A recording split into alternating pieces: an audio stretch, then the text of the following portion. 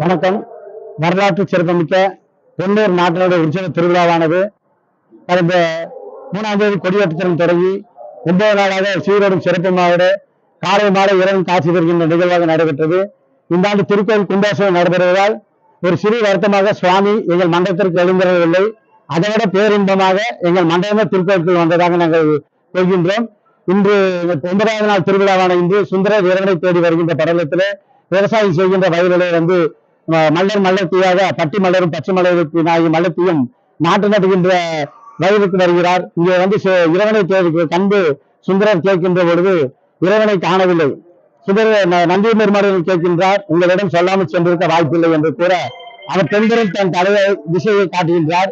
தென்பிரம் வந்து விவசாயத்தில் பாடுகின்ற பொழுது கையில் மண்மட்டியுடன் பட்டீஸ்வர மலரும் கையில் பச்சை நாட்டுடன் பச்சை நாய் தாயாரும் இன்னபிற தெய்வங்களும் தேவாதி தேவர்களும் விநாயகர் முருகனால குழந்தை வடிவத்தில் வயல்களில் காட்சி கொடுக்கின்றனர். சுந்தரர் வந்து இரவா உன்னை மதிமைக்கு வச்சு இந்த மக்களிடம் மீட்டு விட்டு எனக்கு பொண்ணும் பொருளும் தாராக என்று கேட்கின்றார். இங்கே பொண்ணும் பொருளெல்லாம் தர முடியாது, மிச்சிதான் தர முடியும் என்று கூறி சொல்கிறார். இறைவனை காட்டி கொடுத்த காரணத்திற்காக இன்று இறைவன் நந்தி பெருமானி தாரை வெட்டப்படுகின்ற நிகழ்வுடன் நாம் கண்கூட காண்போம். எங்கள் தேவேந்திர வேளாளர் சமூகத்திலும் இறைவனை பிரிப்பதற்கு நந்திக்கு தாரை வெட்டப்பட்டுள்ளது. இந்த நிகழ்வு சிறப்பாக முடிவடைந்து நாளை ஆணை திருமஞ்சனம் இறைவனுக்கு அங்கே கோலம் தீராம நாளைக்கு பல்வேறு திரவிகளால் அபிஷேகம் செய்து இறைவனை கோயிலுக்கு அழைக்கின்ற நிகழ்வு நடைபெறும். நாளை மட்டும் இறைவன் எங்களோட இருப்பது பேரின்பமாக நான் கருதுகின்றோம். குறிப்பா மன்னத்தியாக பட்டீஸ்வரரும் பச்சை நாயகர்களும் வந்திருக்கிறார்கள். இது தேவேந்திர குல வேளாளர்களுக்கு என்ன சிறப்பு? அதாவது இறைவன் மட்டும்தான் திருவிழா எல்லாம் பண்ணியிருப்பாங்க. திருவிழா படத்துல வருது, வரலாற்றால் மறைக்கப்பட்ட நிகழ்வாக நாம் கருதுகின்றோம். ஏன்னா திட்டத்து மனுஷனுக்கு திறமடி வெட்டது, மீனவரா போனது, கொய்யவரா போனது, பசுவரா போனது, இப்படி எல்லா சமூகத்துல வந்து இருந்துச்சு. எல்லா சமூகத்துல போனாலும் காலையில போய் அப்பவே இறைவனை வந்து சுந்தரர் மீட்டுறாரு. இந்த பேரூர் தளத்துல மட்டும்தான், இந்தியாவில் எங்கேயும் இல்லை.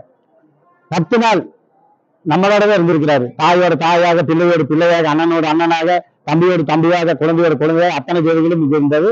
மிகப்பெரிய சிறப்பாகும். குறிப்பா இன்னைக்கு மட்டும் உங்களுக்கான சிறப்பு இல்லையா?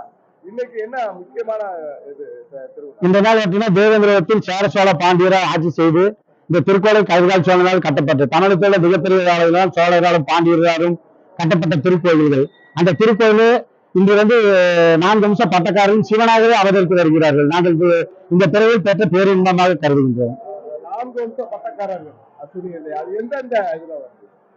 சேரர், சோழர், பாண்டியர், கொங்கு என்று 4 வம்சம் உள்ளது. 4 பேரும் ஒற்றுமையுடன் தான் செயல்படுகிறது. ஒற்றுமை கம்பீரமா ராஜாவா நிற்கின்றது இந்த ஆண்டு. வாழ்த்துக்கள். நன்றி.